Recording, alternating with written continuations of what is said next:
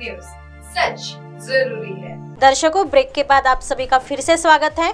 यह है MNS news network और आप देख रहे हैं MNS न्यूज टीवी। मैं हूं आपके साथ सोनल। तो आइए देखते हैं आज की कुछ खास खबरें। यह खबर अहमदनगर से सामने आ रही है।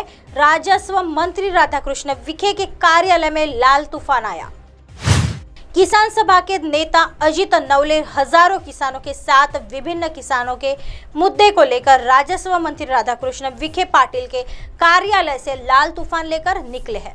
अहमदनगर तालुका के अकोले से हजारों किसानों ने इस मार्च में भाग लिया है और इस मार्च का उद्देश्य किसानों और श्रमिकों की समस्याओं को सरकार के ध्यान में लाना है। इसका नेतृत्व किसान नेता अजित नवले कर रहे हैं। बुधवार से आज शुरू हुआ यह पदयात्रा 28 अप्रैल को राजस्व मंत्री राधाकृष्ण विखे के कार्यालय तक जाएगी। आमच्या महत्त्वाची मागणी ही आदिवासी लोकांच्या जमिनीबाबतची, कारण आदिवासी संपूर्ण आदिवासी समाज ह्या जमिनीवर अवलंबून आहे आणि त्यांना जमिनी काही भेटतच नाही। काही लोकांना दिले तुकडे, आपले 7/12 दिला, पण त्या 7/12चा उपयोगच नाही काही। नुसतं 7/12 इतर अधिकारामध्ये त्यांची नावं आहेत आणि कोणाला 25 गुंठे, कोणाला 10 गुंठे, कोणाला 15 गुंठे अशा परिस्थिती 7/12 दिलेली। त्या 7/12मध्ये इतर अधिकारात नाव आहे त्यांचं। इतर अधिकारामध्ये नाव असल्यामुळं त्या माणसाला काही साधी सोसायटी सुद्धा भेटत नाही। त्या 7/12चं त्यांनी सगळ्यांचं काय करावं, ज्यांच्या अतिक्रमण जेवढे कमीत कमी 5 एकर तरी अतिक्रमण त्यांना मिळावं आणि त्या 5 एकरामध्ये तो 7/12 कंप्लीट पूर्ण व्हावा, 8 मिळावा त्याला बँकेमार्फत कर्ज घेता यावं, सोसायटी मार्फत कर्ज घेता यावं। जाणार तुम्ही? हो 100%। हे सगळा जीवन मरणाचा प्रश्न आहे। लोकांची जमीन जर नसली तर काय करणार? किती लोक आहेत ग्रामात? असे 4000-5000 लोक जमा होतील या ठिकाणी इथून। हो, शेवटपर्यंत किती लाखांचा जनसमुदाय जमेल का? आता शेवटी लाखोचा जनसमुदाय जमतो की 10 लाख जमतो, तो शेवटी लोकांच्या अवलंबून लोक येणारच आहेत। त्या मागण्या आहेत लोकांच्या, सगळा कळकळीचा प्रश्न आहे हा मोठा। महिला पण आहेत काय? महिला भरपूर महिला राहणार, अंगणवाडी सेविका आहेत, अजून आशा सेविका आहेत, ग्रामपंचायत कर्मचारी आहेत। असे सर्व कर्मचारी ज्यांच्या मागण्या आहेत ते सगळे येणार आहेत। बांधकाम कर्मचारी आहेत आणि शेतकरी, साधा शेतकरी। आधी हे झाले आदिवासी झाले जमिनीवाले, पण शेतकरी सुद्धा आहे ना। कापसाला भाव नाही, ऊसाला भाव नाही। ऊसाचे ज्यांचे ऊस पिकतात कारखान्यावाले काटा मारतात आणि बाजारभाव कमी करतात। आज पुन्हा एकदा किसान सभेच्या नेतृत्वाखाली पायी मोर्चा महसूल मंत्री राधाकृष्ण विखे पाटील यांच्या लोणी येथील कार्यालयावर आम्ही काढतो आहोत। शेतकऱ्यांच्या मागण्या महसूल मंत्र्यांशी संबंधित सर्वात जास्त आहे, आदिवासी विकास मंत्र्यांच्या संदर्भामध्ये आहे, दुग्ध विकास मंत्र्यांच्या संदर्भामध्ये आहे। त्यामुळे सरकारने ह्या मागण्यांकडे परत एकदा लक्ष द्यावं आणि मागच्या लॉंग मार्चमध्ये मान्य केलेल्या मागण्यांची अंमलबजावणी करावी, ही एकमात्र महत्त्वाची मागणी ह्या मोर्चामध्ये आम्ही घेतलेली आहे। मागच्या लॉंग मार्चमध्ये त्यांनी 1 महिन्याच्या आत समिती अहवाल देईल अशा प्रकारे सांगण्यात आलेलं होतं। समितीची साधी बैठक सुद्धा घेतलेली नाहीये। कांदा अनुदानाच्या बद्दल आणि कांद्याचे भाव हे पडणार नाही याबद्दल आश्वासन दिलेलं होतं। आज 400 रुपयानं शेतकरी कांदा विकत आहेत। दूध उत्पादक शेतकऱ्यांना दिलासा देऊ म्हणाले होते, मात्र लॉंग मार्च नंतर दुग्ध पदार्थ आयात करण्याचा मोठा निर्णय हा केंद्र सरकारने त्याच्या हालचाली सुरू केल्याचं दिसतंय आणि त्यामुळे एक प्रकारचा असंतोष आहे। आशा कर्मचारी, अंगणवाडी ताई, ग्रामपंचायतीचे कर्मचारी, बांधकाम कामगार, हे ग्रामीण कामगार सुद्धा त्रस्त आहे आणि त्यामुळे त्या सर्वांच्या मागण्या घेऊन आम्ही संघर्षात उतरलेलो आहोत। आइए बढ़ते हैं अगली खबर की तरफ। गिरफ्तार हुआ सीएम योगी को धमकी देने वाला आरोपी। उत्तर प्रदेश के मुख्यमंत्री योगी आदित्यनाथ को जान से मारने की धमकी देने वाले शख्स को पुलिस ने हिरासत में ले लिया है। धमकी के पीछे की वजह सामने आई है, वह बहुत चौंकाने वाली है। पुलिस के अनुसार आरोपी ने अपनी गर्लफ्रेंड के पिता को फंसाने के लिए पूरी साजिश रची थी। पुलिस ने आरोपी को कानपुर से हिरासत में ले चुका है।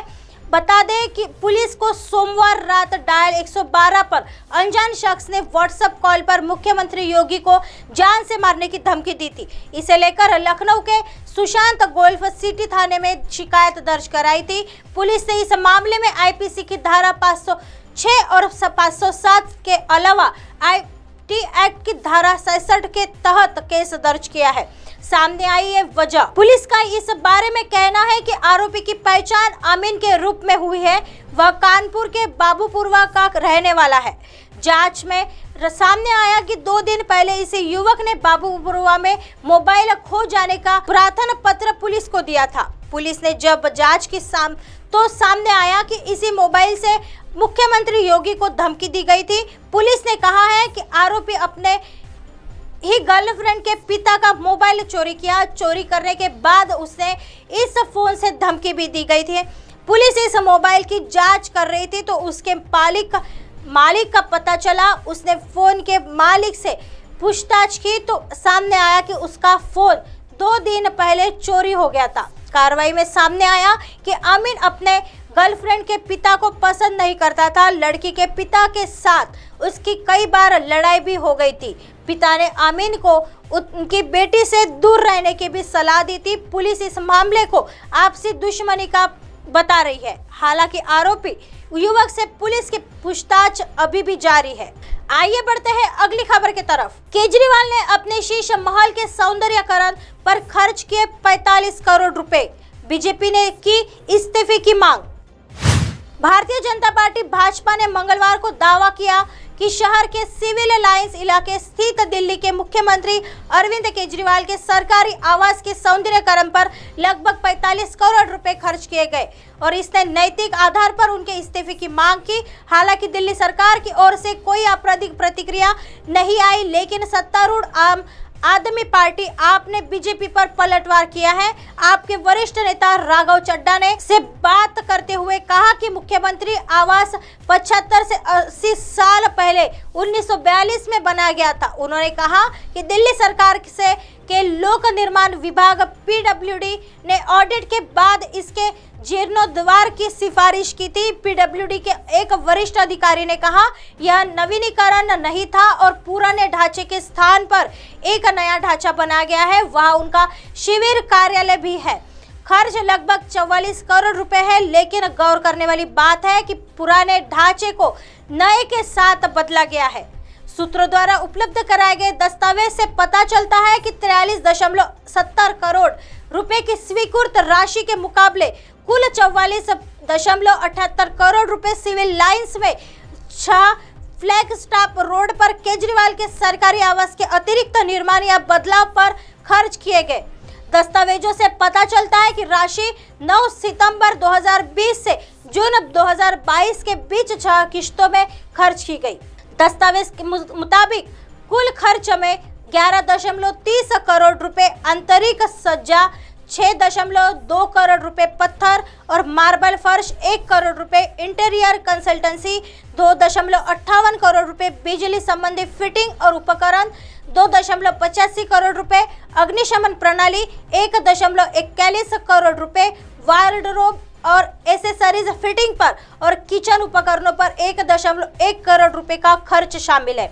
दिल्ली बीजेपी के अध्यक्ष वीरेंद्र सचदेवा ने एक बयान में कहा कि केजरीवाल के बंगले के सौंदर्यीकरण पर 45 करोड़ रुपए ऐसे समय में खर्च किए गए जब दिल्ली कोविड उस नैतिक अधिकार के बारे में दिल्ली के लोगों को जवाब देना चाहिए जिसके तहत उन्होंने अपने बंगले के सौंदर्यीकरण पर लगभग 45 करोड़ रुपए खर्च किए, जब कोविड के दौर में अधिकांश सार्वजनिक विकास कार्य ठप थे। दिल्ली बीजेपी अध्यक्ष ने कहा कि यह स्थापित हो गया है कि केजरीवाल एक घर में नहीं बल्कि एक शीश महल में रहते हैं और मुख्यमंत्री से नैतिक आधार पर इस्तीफा देने के लिए कहा। उन्होंने कहा कि सितंबर 2020 से दिसंबर 2021 तक 16 महीने की अवधि में कोविड चरम पर था, जब औद्योगिक गतिविधियां ठप थी और दिल्ली सरकार का राजस्व आधे से भी कम हो गया था और सरकार ने धन की कमी का हवाला देते हुए विकास परियोजनाओं को रोक दिया था। सचदेवा ने आरोप लगाया उस नाजुक दौर में केजरीवाल ने अपने घर पर करीब 45 करोड़ रुपए उड़ाए, यह उनकी संवेदनहीनता का बड़ा सबूत है।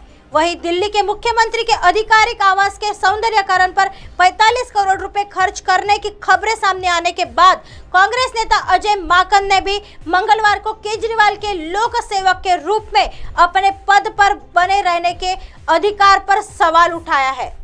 अब आप हमारे चैनल को आपके मोबाइल पर भी देख सकते हैं। मोबाइल ऐप पर देखने के लिए प्ले स्टोर से MNS news TV apps download करें। इंस्टा, लीक, ट्विटर, हाइकूक, फेसबुक और कई सोशल मीडिया के प्लेटफॉर्म पर हमारा चैनल उपलब्ध है।